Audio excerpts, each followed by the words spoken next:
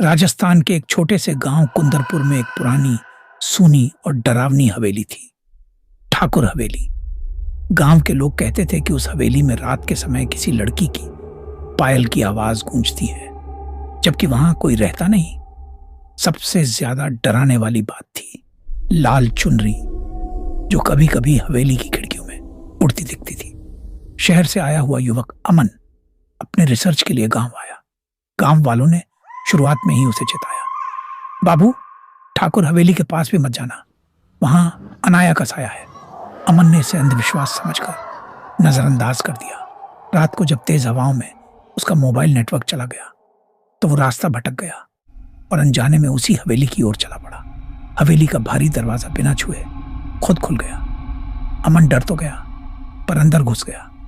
जैसे ही उसने पहला कदम रखा, एक लाल चुनरी उसके पैरों पर गिर पड़ी।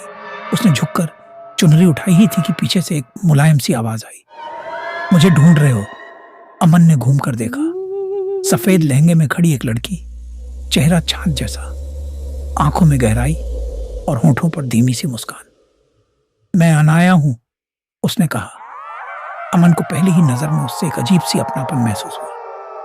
दोनों हवेली के बरामदे में बैठकर देर तक बातें करते रहे। अमन को महसूस हुआ कि अनाया उसे पहले से जानती हो, जैसे किसी पुराने रिश्ते का बंधन हो। जब अमन ने पूछा, तुम यहां अकेली रहती हो? अनाया थोड़ी देर चुप रही, फिर बोली, अकेली नहीं, बस फंसी हुई हूं। अमन उसकी बात समझ न पाया।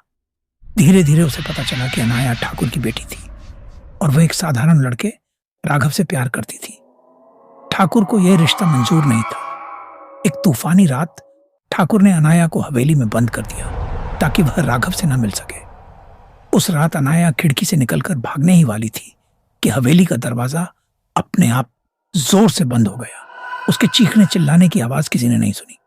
कहते हैं कि उसी कमरे में उसकी सांसें थम गईं और उसकी प्रेम कहानी हमेशा के लिए अधूरी रह गई।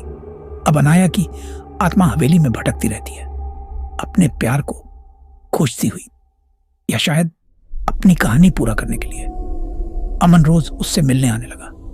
अनाया भी उससे बातें करती, मुस्कुराती और कई बार उसके बहुत करीब आ जाती। धीरे धीरे अमन के दिल में भी उसके लिए भावनाएं जन्म लेने लगी। लेकिन एक रात जब अमन ने हवेली के पुराने आईने में अनाया को देखा, उसका चेहरा बिल्कुल बदल चुका था। नीला, सूजा हुआ, मृत, जैसे किसी ने उसे वहीं तड़प कर मरने पर मजबूर किया हो। अमन पीछे हट गया, लेकिन अनाया ने बड़ी मासूमियत से कहा, डरो मत, अगर तुम चाहो तो मैं मुक्त हो सकती हूं। बस मुझे तुम्हारा साथ चाहिए, हमेशा के लिए। अमन समझ गया कि इसका मतलब क्या है। उसे अनाया की आत्मा से प्यार तो हो गया, पर वह मरना नहीं चाहता था। उसने धीरे से कहा, मैं तुमसे प्यार करता हूं अनाया, लेकिन मैं तुम्हारे साथ मरकर नहीं रह सकता। यह सुनते ही अनाया की मुस्कान गायब हो गई। उसके चेहरे से सारी उम्मीद टूट गई।